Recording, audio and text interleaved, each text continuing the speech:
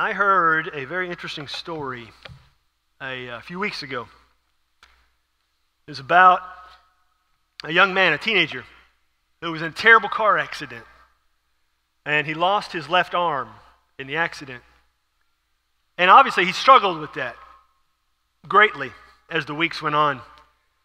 And so his parents signed him up for a judo class, trying to bring him encouragement and confidence. And they found this one guy to be his sensei, his judo master, who really didn't take on any students. Because at this point, this one guy they found had been teaching judo for 50 or 60 years. He was well advanced in his life experience. But he heard the story and he said, absolutely, I will teach your child. And so he started going, this young man, the boy, to judo class. And it was a one-on-one class. And so this older sensei, this older master, was teaching the boy judo. And the boy obviously lacked self-confidence walking in. What can I learn with only one arm? And the master started teaching him a few things to learn the ropes. And then he just started training him on one move, one throw. And they did this for several months. And at the end of 3 months, the boy gummed up enough courage to ask the master, shouldn't I be learning more than one move? Shouldn't I be learning more than one thing here? And the master told him, no, this is the only move you are ever going to need. And so the boy made a decision to have faith in his master. He continued to train on that one move for months. Well, at the end of another 3 months, he's been doing this for now about 6 months, the master signed him up for a tournament. It was a national tournament. And they drive to the tournament to go compete. They're getting looks as they walk in. The master, who is in his upper 80s, low 90s, and this young man who's a teenager that only has one arm. And the first 2 matches, the boy wins easily. Using his one move, he wins with great ease. And he's, shocked and surprised that he was able to accomplish this. And well, he gets into his third match, and the third match was a little bit more difficult.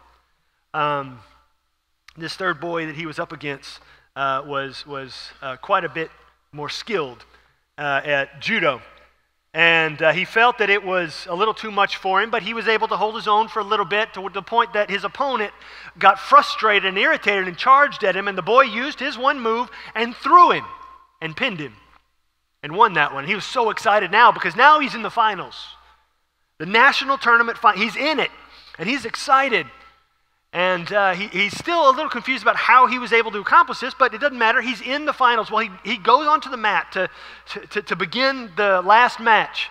And the boy, his opponent, comes onto the mat.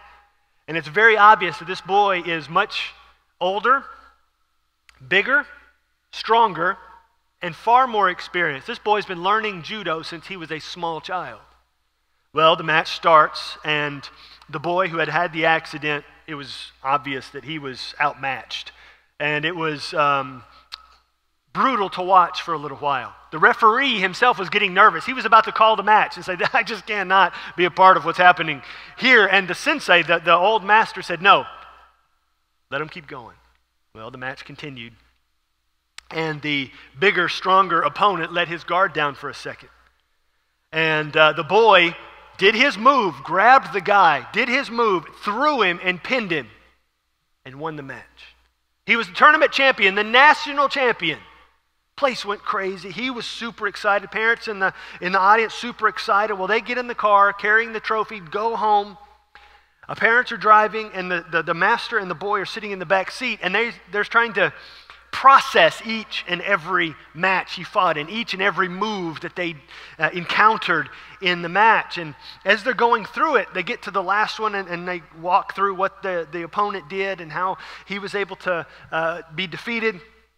And the boy finally said, honestly, I don't understand how I was able to win. I don't get it. Why did I win? And the master looked at the boy and he said, without hesitation, you won for 2 reasons. Number 1, you have spent months now mastering one of the most difficult throws in all of judo.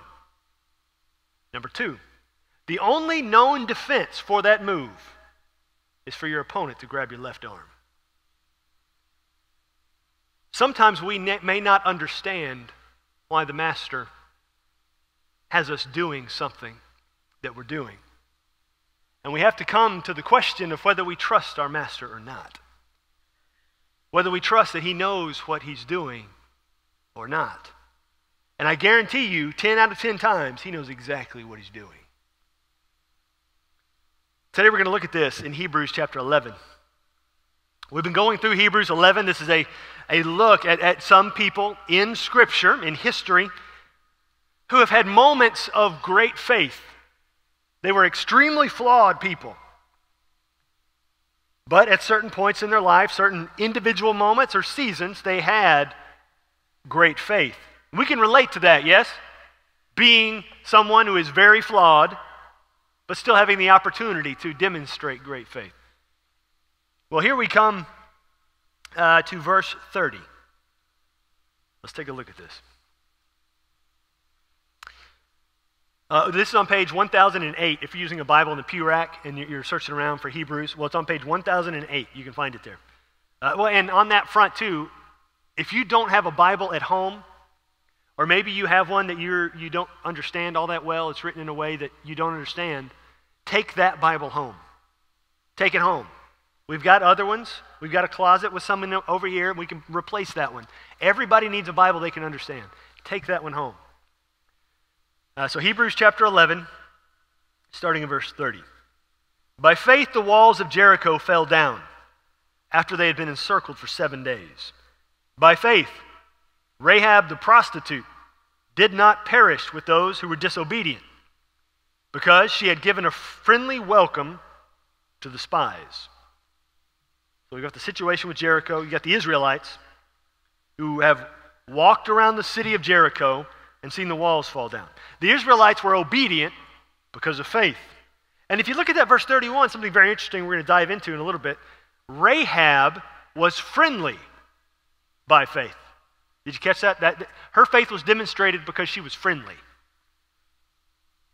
That's going to be I almost want to dive into that now because that was so much fun. But they both demonstrated great faith. They were obedient to a command.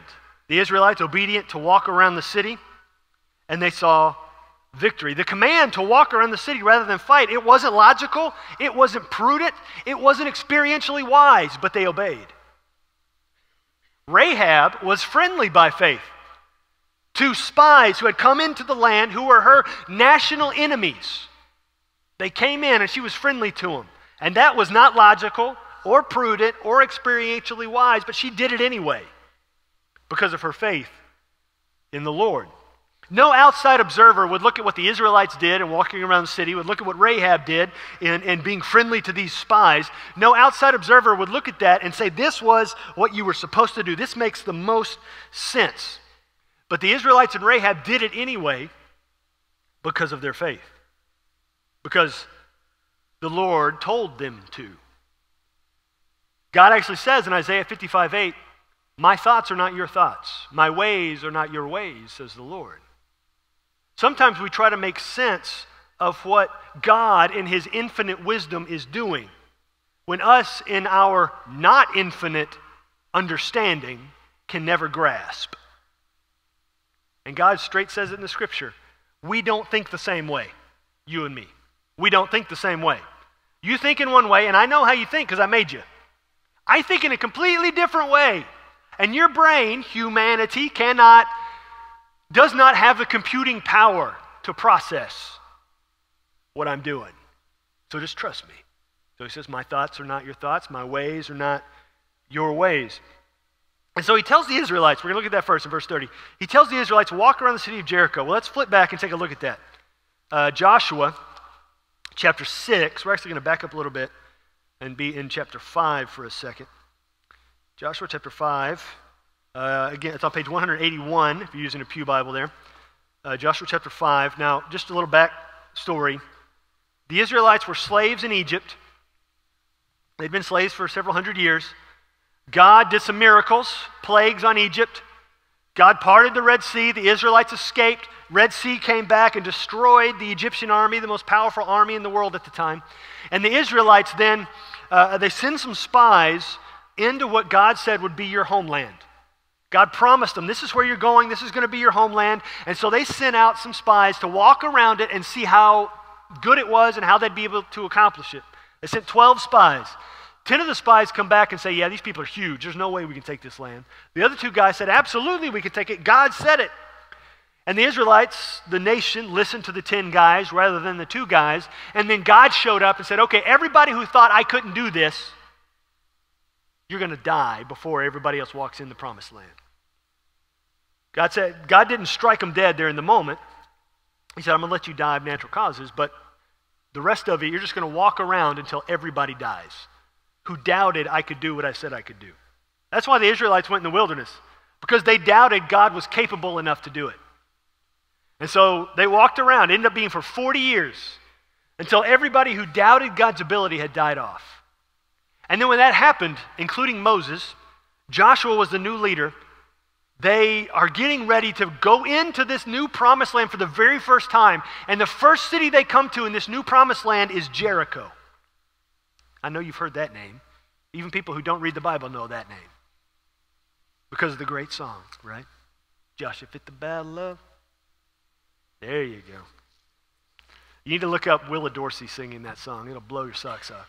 But they're lined up, getting ready to go attack Jericho. And now Joshua, who's the leader now, Moses is gone, Joshua's the guy.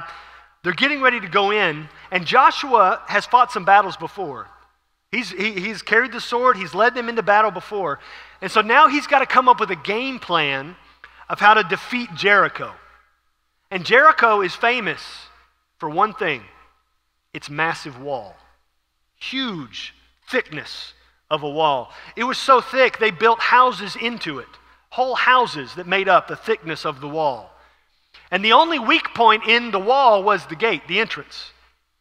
And if I'm the guy in charge, I'm thinking, okay, we got to attack the weakness, we got to get in there, but there's guys on top of the wall with bows and arrows, they're going to shoot us, so we got to figure out some way to protect us and get in close enough and attack the gate. But Joshua has gone off by himself now to strategize how to attack the impenetrable Jericho. That's where we find him here in Joshua chapter 5, verse 13. When Joshua was by Jericho, he lifted up his eyes and looked, and behold, a man was standing before him with a drawn sword in his hand. And Joshua went to him and said to him, are you for us or for our adversaries? Now Joshua recognized there's something different about this guy. And we're going to find out in just a second why. But he says, this is not an Israelite, commander. This is not a guy from Jericho. There's something very, very different about him. And so he says, are you for us or are you for them? And the man says, verse 14, no, but I am the commander of the army of the Lord. Now I have come. And Joshua fell on his face to the earth and worshipped and said, what does my Lord say to his servant? And the commander of the Lord's army said to Joshua, take off your sandals from your feet, for the place where you are standing is holy. And Joshua did so. So Joshua, preparing his battle plan, is met by the leader of the Lord's army. Sword out, sword drawn. Joshua says, who are you? Are you for us or for them? He says, no, I'm not for either one of you. I'm for God. And he says, now take your feet off. Take your feet off. That's a different story altogether. He says, take your shoes off, for the land where you are standing is holy. Because what's about to happen at the beginning of chapter 6, God shows up and speaks to Joshua. That's why it's holy, because God's about to arrive and speak to Joshua. And God shows up and speaks to Joshua and tells him, you're trying to come up with a battle plan. Well, here's your battle plan. No battle. Tomorrow when you go out to the battlefield, you don't even take your sword. You can, but you're not going to need it tomorrow. I want you to line everybody up. This is what the Lord's telling Joshua. Line up the whole army in marching formation. Then behind them, get the guys who blow the trumpets and have them blow trumpets. Behind the trumpet guys, get the Ark of the Covenant, which represents God's presence. Behind the Ark of the Covenant, bring up a rear guard. And everybody's supposed to be silent. No talking whatsoever, except the trumpets. That's the only noise you're supposed to make. and I want you to march all the way around the city and then go home and take a nap. And God tells this to Joshua, and Joshua's contemplating this, thinking, okay, then we'll attack day 2. We're just intimidating. I mean, this is like, this is smack talk. We're just getting ready. And then God says, no, day 2, same thing. No talking, trumpets blown, army, trumpet guys, Ark of the Covenant, rear guard, march around the city one time, go home and take a nap. And he says, I want you to do that for 6 days. Okay, 6 days. Day 7 is the Sabbath. We're supposed to rest, right? And God says, no, day 7 you get up and you walk around it 7 times. Okay, we mark around it 7 times on day 7. We're going to give extra early that day because that's an extra, trip around the thing. And he says, and at the end of your 7th trip around, everybody scream as loud as you can scream. And God said, then I'm going to knock down the walls. You don't need to build siege ramps. You don't need to build catapults. You don't need to build anything that can help tear down the walls because you can't do it, Joshua. You can't. You don't have the technology. You guys have been walking around for 40 years. You can't do it, but I can. You walk around it for 7 times, and I will knock the walls down myself. And then you go in the city, and you win the battle. That's all you got to do. And so Joshua goes, and he gets his men together. The whole army, they line up, the army, trumpet guys, Ark of the Covenant, rear guard, and they march all the way around the city, and they go back. Now, what's interesting is reading chapter 6, we never see Joshua tell the army what the game plan is. He may have, may not just say it, but the way it's written is the Lord tells Joshua the plan, and Joshua just tells the guys what the game plan is for the next day. Would you get a little confused? You're ready to fight a battle to take over an entire region of the world, and at your first city you come to, you've been gearing up now you've been training for 40 years for this moment, and the leader comes in and says, yeah, we're not going to fight, we're just going to walk. Okay, well, we didn't do walk training, okay? Like, we were ready to fight this deal. He says, yeah, we're going to walk. Okay, well, we'll fight tomorrow. We'll wake up, get a hearty breakfast, go out, and no, you're going to walk again. You think on day 3, day 4, there might be a little behind-the-scenes grumbling, a little bit going on here? Like, Joshua has lost his mind. We thought Moses was crazy, and now we got this guy, and we're just walking. And they go around 7 times. And on day 7, they walk around the city 7 times. Then Joshua yells at everybody, shout. Look at verse 15. On the 7th day, they rose early at the dawn of the day and marched around the city in the same manner 7 times. It was only on that day that they marched around the city 7 times. And at the 7th time, when the priests had blown the trumpets, Joshua said to the people, shout, for the Lord has given you the city.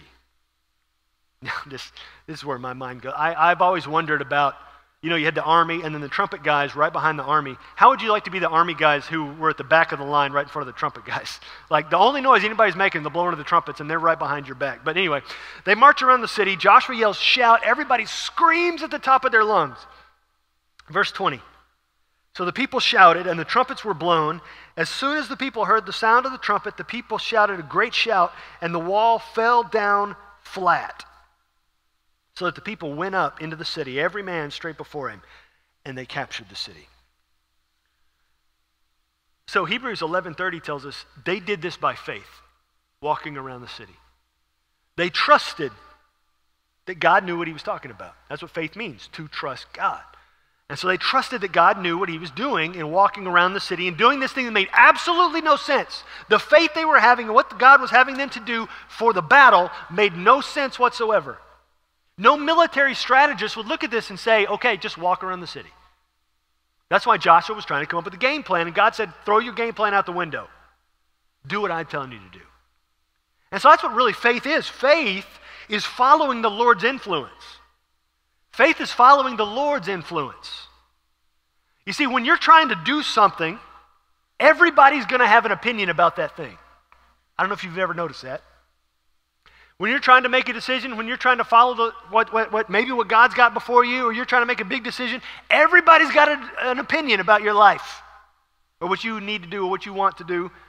They may not say it out loud, but they're going to grumble about it after you made the decision, or they're going to post about it, or they're going to do something about it. They may come right out and say, that was the stupidest thing I ever heard in my life. But Joshua whether he heard from the complainers in the nation of Israel, or whether he, from his own experience, would have been thinking, well, here's a better battle plan, as if we did this. I fought before. I kind of know what I'm doing here, God. I mean, we won all those other battles I was in charge of. And God says, no. All those influences that you've got pouring into your brain, don't listen to it. Because I've given you a direction. You see, when God gives you a direction, that doesn't mean God can't speak through other influences. He absolutely can. But when God gives you a direction, it's time to shut the influences down. It's because when God gives you a direction, all these other voices, all these other things are going to try to pull you away from where God wants you to go. Sometimes the instant God tells you, you're going to get a phone call, you're going to get a text, you're going to see a post, and it's going to try to pull you away. Do the opposite of what God told you to do. Because the enemy is going to try to do everything within his power to stop you from doing what God wants you to do. And so here is Joshua on the cusp of the promised land. He's having all the pressure of, the great leader Moses leading them out of Egypt, fulfilling prophecy, doing all these phenomena, seeing God face to face on the mountain, doing the Ten Commandments, the whole shebang. And then here's Joshua, his follow-up, getting to the first big act of his leadership, Jericho. All that pressure on his shoulders of those hundreds of thousands of people looking to him. What if he were to fail? What if they lose this battle? He's got to figure out a way to win. They can't lose right out of the gate. They got to win this one. And God says, all right, everything that you're thinking about how to win this battle, you need to toss it out. Because here's how you win. You just walk around the city. Everybody's going to think you're nuts. Everybody's going to think you're crazy. Because you having faith in me in this moment makes absolutely no sense to anybody. Doesn't matter. Do it anyway. And so Joshua had the strength and the fortitude to stand up and say, we're just going to walk around the city. We're just going to walk around the city. And so they walk around the city. Joshua has great faith. The Israelites have great faith. And they walk around the city and the walls fall down flat. And they see God do this phenomenal thing. After a week of not knowing what's going to happen, they see God do this incredible thing and the walls fall down. And they follow the Lord's influence and faith, and this thing happens. But they're not the only ones involved in faith in the moment. Because what did Hebrews 11:31 talked about? Rahab. Look at that again. It's on the screen, I think. Hebrews 11, yeah, there it is. By faith, Rahab the prostitute did not perish with those who were disobedient. That's the people of Jericho. Because she had given a friendly welcome to the spies. Now, Rahab was a citizen of Jericho. Rahab was a citizen of Jericho. And what's interesting about, there's a lot of things interesting about Rahab, but Joshua had sent these two spies into Jericho to try to scout it out. And we don't really know, obviously, much about this time, this period of history. But there was something about the spies and something about the people of Jericho that made them look different. They looked different. So that when the spies, maybe they tried to dress like the people of Jericho, but they still could not disguise who they were. So they walk into town and they're recognized by the officials in Jericho. And the officials go to the king of Jericho and say, there's a couple of Israelite spies who just walked through the city gate. And so they put a hit out on these guys. These guys hear about it. They start banging on this door, and it's Rahab's door. And she ushers them in. And Rahab recognized them as Israelites and not Jericonians? Jerichoites? People of Jericho. And she said, they're not from there. They're Israelites. They're from over there. And she knows what's happened in the Israelites escaping from Egypt. God, the way she phrases it, is God did all this stuff to get them out of Egypt. God did all this stuff to protect them from all these other people trying to attack them while they're wandering around the wilderness. She says, I have faith in your God. Not the faith of the people of Jericho. I have faith in your God. And so what that verse says is she gave a friendly welcome to these people because of her faith. What's phenomenal, remember, these are spies. Try to put it in our context. What if two spies from another nation start banging on your door tomorrow morning? You going to let them in your house? You're going to call the FBI. I got some spies. They wearing a shirt say, I spy for such and such. No, you're calling somebody and saying, come and get them. Well, Rahab has faith in the God of Israel. And she said she valued her faith, catch it, over even her patriotism. She welcomes the spies into her house. She sends them up on the roof and she covers them, hides them. And the next moment, the government officials are banging on her door. Boom, boom, boom, boom. We saw those spies come in your house. She says, you're right, they were here, but they left. They went around the corner, like you passed in, just in the set. You just weren't even looking. They just walked right past you. And she said, so if you hurry, you can catch them. And so they go running around the corner, out the gate. Rahab's house is built into the wall of Jericho. So they go down and around, out the gate. The gates are shut. She goes up on a roof once those officials leave, and she says, okay, listen, spies. I'm sure she said their names. Those officials are looking for you, and they've shut the gate. They know your people are out there. Your army is out there. And so no one's allowed to leave or come in. She says, but what I've got is I've got a rope. And since I'm built into the wall here, I can let you down outside my window with this rope. She says, but I want you guys to know, I follow your Lord, your God. Not the God of the people of Jericho. I follow yours. Even though I'm not an Israelite, I follow him. And can you protect me when God gives you the city? She's already knowing God's going to give them the city. She already knows it. Even though undoubtedly people of Israel may have, even though they had faith, it would have been a stretch for some of them. She says, I'm going to let you down out my window with this rope. How can I know you'll protect me? And they said, well, that rope you've got there is red. If you hang that red rope out your window, when God delivers this city, you will be protected. So get everybody you care about in your house so that when that happens, they will be taken care of. So she drops the rope out the window. Those guys climb down the rope, go up in the hills, hide for a couple days, go and find Joshua and say, God delivered us by way of this one woman, Rahab, because she has faith. And Joshua said, okay, we're going to protect her. So Rahab grabs her whole family, keeps them in her house. They watch out their windows the Israelites march around for 7 days. They watch. Day 7, march around 7 times, shout. They hear the shout, hear the trumpets, the walls, everything around them falls down.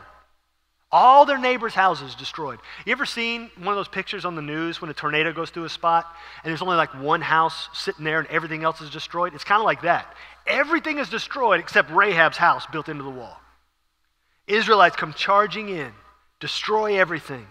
They knock on her door, ask her to come out. She and her family come out, probably bags packed, and they live with the Israelites from there on. Israelites burn the city down, and they become Israelites. Rahab falls in love and marries a guy, an Israelite. Quite possibly it was one of the spies. We don't really know. It may have been. There's a guy named Salmon. And they have a son named Boaz. Some of you may have heard of him. Boaz ends up marrying a woman who's also not an Israelite, just like his mama. He marries Ruth, who the book of Ruth is written about. He marries her. They have a son named Obed. Obed has a son named Jesse. Jesse has a son named David, who becomes the great king of Israel. And his descendant is Jesus, all tracing back to the faith of this one woman, the faith that enabled her to be friendly. Have you ever tied friendliness to faithfulness? Maybe you've tied friendliness to I like you. And people who are unfriendly are like, yeah, I don't like you at all. You obviously don't have Jesus. Maybe you thought that in a not holy way. But what Hebrews 11:31 does is it ties it ties Rahab's faith to her decision to be friendly. Because really her decision, that's what faith is. Faith is a choice. She chose to have faith that day by choosing to be friendly that day. Faith is a choice. It's not a feeling. Even if you're not in the mood to be faithful, you still choose to be faithful. Faith is a decision that you make. In the same way you choose to be friendly or not, you choose to be faithful or not. And your faith will demonstrate itself, as with Rahab, Hebrews 11:31, in your friendliness. In your friendliness. It could have said any other way. By faith, Rahab believed. By faith, Rahab trusted. Because If you trust in the Lord, which is what faith is, the word, that's the exact same word in the Greek, faith and trust. If you trust in the Lord, you're going to have peace. If you have peace, then things aren't going to agitate you, then things aren't going to offend you. Then you're going to, in peace, be able to be friendly to anybody and everybody. That's what Rahab demonstrated that day.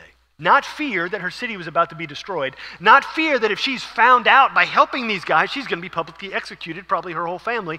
No, she demonstrated faith in her friendliness to these spies, trusting that God was going to take care of her that day. She trusted because she chose faith. She chose to follow the Lord's influence. And she demonstrated that in friendliness. You know, a couple chapters after Hebrews, chapter 11 where we are, Hebrews 13. Take a look at that real quick. Hebrews 13, verse 2. It says, do not neglect to show hospitality to strangers. Now, the word hospitality means to receive with friendliness. Do not neglect to receive with friendliness, for thereby some have entertained angels unawares. Have you ever, maybe you or somebody you know and you've heard the story, help somebody out and you turn for a second and turn back and they're gone? You ever done that? Seen it? Heard it? Do not neglect to show hospitality. Do not neglect to receive with friendliness, for thereby some have entertained angels unawares. Friendliness needs to be an after effect of our faith. If our faith grows, so should our friendliness. You know, but the struggle becomes sometimes in our friendliness, I'll say it this way. Sometimes it's easier to be friendly to somebody we don't know than it sometimes is people in our own house or people who know us the best. Sometimes they see the worst. Let me show, God gave me this yesterday. I was watching the great Adrian Rogers, one of the greatest preachers ever, on YouTube. And he was reading this scripture, and I was like, I've never really seen that before. This is from the book of Job. Job obviously had a hard season, hard life. Lost everything. Lost all his kids, lost all his money, lost everything, lost his health. And this is a famous verse. His wife comes to him in Job 2, verse 9, and says, do you still hold fast to your integrity? Curse God and die. His wife, curse God and die. His closest confidant, his closest supporter and encourager, just die, curse him.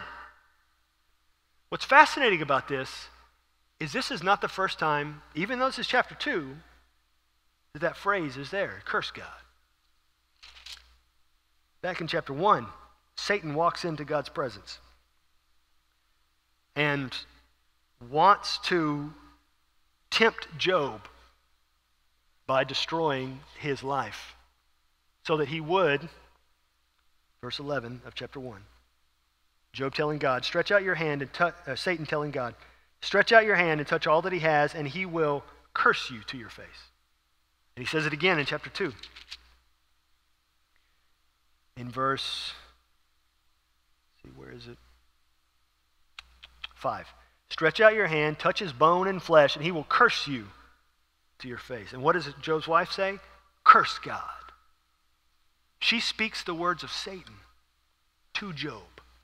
She speaks Satan's strategy out loud to her closest friend in the whole world. It doesn't tell us why. And we get to the end of the book of Job, and Job has 10 more children, and it doesn't tell us that he got another wife. It's probably with the same woman. She just had a moment there where her faith left. And the leaving of her faith came in the leaving of her friendliness. It was demonstrated by how she spoke and how she treated the person next to her, because her faith had left her. Sometimes when our faith leaves, it's demonstrated in our lack of friendliness, and what we end up doing is speaking the words of the enemy. Speaking the words of the enemy. Trying to usher in his strategy. rather than what God would have us do. And he's very manipulative, and he does it in all kinds of ways and facets because he's been at this for a very long time. And he's a very good tempter. He knows what buttons to push to get you there. And so that's why we're given all of this as a warning, as watch out because he's coming. So demonstrate your faith. Choose to be faithful. Choose to be faithful in your friendliness. When the world will say, yeah, don't be friendly to that person. They're not friendly to you. Don't be friendly to so-and-so because of what they've done and how they lived and the decisions they've made. Don't be friendly to them because they took your parking spot. Don't be friendly to them because they took the last thing of chicken at Walmart and you are going crazy because you got no meat in the house and you're going to have macaroni again because they got no food and you're just going nuts. Demonstrate your faith. Choose to be faithful by listening to the Lord's influence. And be friendly. When in doubt, be friendly. You think Jesus would go off on somebody because of the reasons we often feel agitated and irritated and frustrated and angry? No, he wouldn't. He wouldn't. You say, oh yeah, but Jesus flipped the tables in the temple. Yeah, he did. But he's Jesus. We were talking about this in my Sunday school class a few weeks ago. Righteous indignation, right? Being angry. Sometimes it's okay, be angry. The scripture says, be angry and do not sin. I don't know about you guys. I can't think of a time I've ever been sinlessly angry. Ever. Like, there may be a percentage of righteous indignation in there, but I guarantee you at least for me, I don't know you guys, some of you guys are far holier than I am, there's a pretty chunk of that percentage that's very selfish and prideful and offended. And the offense is more of my response than the righteous indignation. I try to say, well, it's all about this righteous indignation, but really it's about the other thing, and I'm not being friendly because of the other thing rather than this one. Because Jesus even turning over the tables, you think he didn't care about those money lenders? He still died for them. He still offered his life for them to be saved. Nicodemus was a member of the ruling council that Jesus knew ahead of time. That ruling council was going to vote to kill me. That didn't mean Nicodemus did. But he still reached out to him. He went after Paul, one of his greatest opponents of all time, because he wanted him to be saved. See, the desire of Jesus' heart says it in Scripture. It says it's for all men to be saved.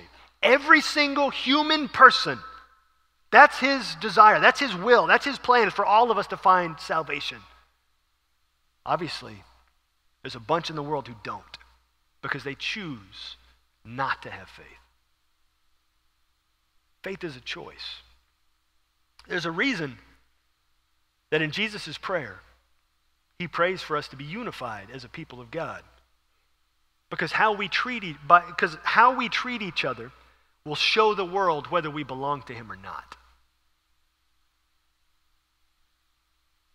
Take your last 7 days. Scratch it. Take your last 24 hours. Has every word that came out of your mouth, every look you gave with your face, every instance of body language, every thought that crossed your brain, would you be willing to stand up, hand on a Bible? Every one of them was friendly. Every single one. When you scrolled past a name on social media, every thought that came in your brain about that name and that post was absolutely friendly, right? Right? No hands.